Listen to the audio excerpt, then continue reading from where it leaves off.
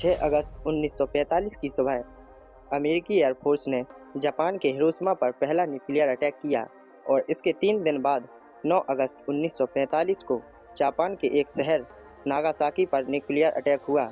यह वो टाइम था जब न्यूक्लियर वेपन्स का पहली बार यूज किया गया था और इसमें हुए डिस्ट्रक्शन को देखकर दुनिया को पहली बार न्यूक्लियर वेपन्स की डिस्ट्रक्टिव पावर का पता चला और वास्तव में यह बहुत ही डेंजरस था क्योंकि इसमें लाखों लोगों को अपनी जान से हाथ धोना पड़ा और उसके बाद आज तक किसी भी वॉर में न्यूक्लियर वेपन्स का उपयोग नहीं हुआ। पर आज के समय में लगभग हर एक कंट्री के पास न्यूक्लियर वेपन्स हैं, पर इनका इस्तेमाल केवल अपनी कंट्री को पावरफुल साबित करने के लिए और दूसरे देशों पर अपना दबाव बनाने के लिए ही करते हैं। मॉडर्न एज में किसी भी कंट्री की ताकत उसकी परमाणु शक्ति से होती है, यानी कि जिस देश के पास जितने न्यूक्लियर वेपन्स होंगे वो कंट्री और उसकी फोर्स भी उतनी ही पावरफुल होगी। जैसे कि प्रेजेंट में सबसे ज़्यादा न्यूक्लियर वेपन्स रसिया के पास हैं। 2023 में रसिया के पास टोटल 4,489 परमाणु शक्ति थी, जिसे उसने कम कर दिया और अब उसके पास 4,380 परमाणु बॉम्ब ही हैं। दूसरे नंबर पर है अमेरिका, जिसके पास एटम बॉम्ब की संख्या 3,708 है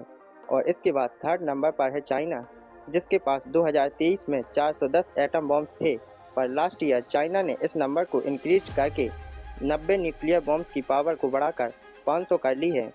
और चाइना तीसरा सबसे ज़्यादा न्यूक्लियर बॉम्ब्स वाला देश बन गया है। इसके बाद फोर्थ नंबर पर है फ्रांस, जिसके पास एटम बॉम्ब्स की संख्या 290 है।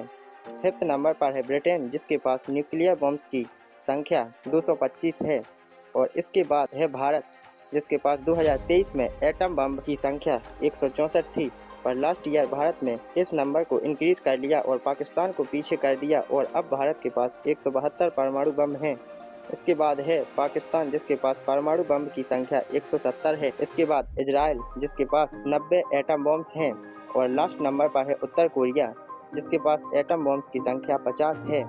हर साल परमाणुओं पर लाखों रुपए खर्च होते हैं और लगभग हर देश अपनी न्यूक्लियर पावर को बढ़ाने के लिए हर साल लाखों रुपए खर्च करते हैं और इस वर्ष परमाणुओं पर ग्लोबल एक्सपेंड 13% से बढ़कर 7,63,000 करोड़ रुपए हो गया है, जिसमें पहले नंबर पर है अमेरिका,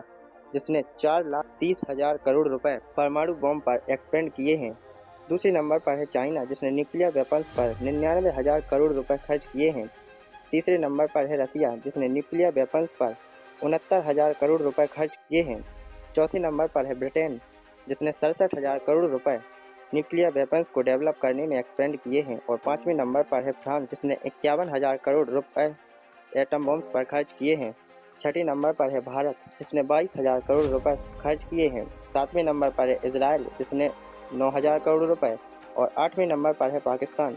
जिसने 8,300 करोड़ और आखिरी नंबर पर है उत्तर कोरिया, जिसने 7,500 करोड़ रुपए खर्च किए हैं अपनी न्यूक्लियर पावर को एडवांस बनाने के लिए। वर्ल्ड की ऑलमोस्ट सभी कंट्री ऐसी हैं जो अपने न्यूक्लियर वेपन्स को बढ़ाने में लगी हैं,